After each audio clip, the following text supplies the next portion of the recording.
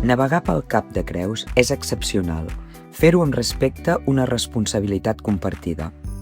Per a la navegació recreativa amb motor, cal disposar, com a mínim, de la llicència de navegació. També cal comunicar la visita al parc, excepte si es prové dels ports o camps de boies dels municipis del parc, o si ja es disposa de permís de pesca recreativa o s'ha fet comunicació de busseig. La velocitat màxima dins del parc és de 12 nusos. A menys de 300 metres de la costa, el límit és de 5 nusos i a menys de 50 metres, de 3 nusos.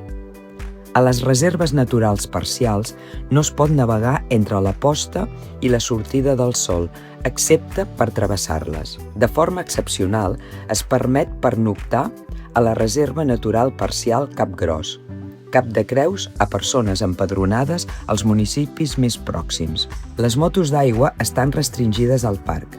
Només se'n permet l'ús per a salvament marítim, persones amb mobilitat reduïda, empreses autoritzades i veïns empadronats dels municipis litorals del parc, en grups petits i a velocitats regulades. El fondeig és permès sempre que no afecti a praderies de Posidònia o hàbitats submarins fora de la reserva natural integral, fora dels camps de boies i fora les àrees de no fondeig. Per fondejar amb respecte i seguretat, consulta un mapa interactiu dels herbassars marins del Cap de Creus, accessible des del mòbil amb un enllaç o codi QR, sense necessitat de cap aplicació. Una eina útil per protegir els hàbitats submarins més fràgils. No es pot fondejar dins camps de boies ni a les àrees de no fondeig, cala Murtra, cala Jugadora i cala Galladera. Tampoc es permet amarrar a roca amb ruixó, entre cala Prona i Punta de Farallons.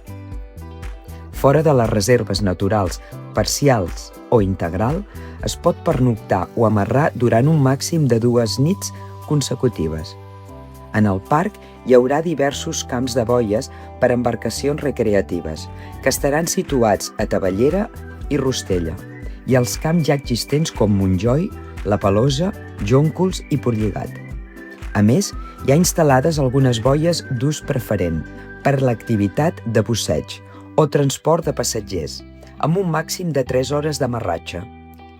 En el cas de les boies d'ús preferent, per a l'activitat de busseig, es pot compartir boia amb una embarcació, sempre que una de les embarcacions sigui de menys de 9 metres d'eslora.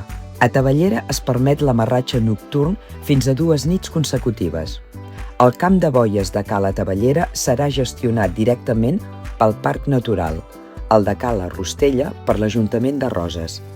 Navegar i fondejar amb responsabilitat és garantir que el Cap de Creus continuï sent un espai viu i compartit per tothom.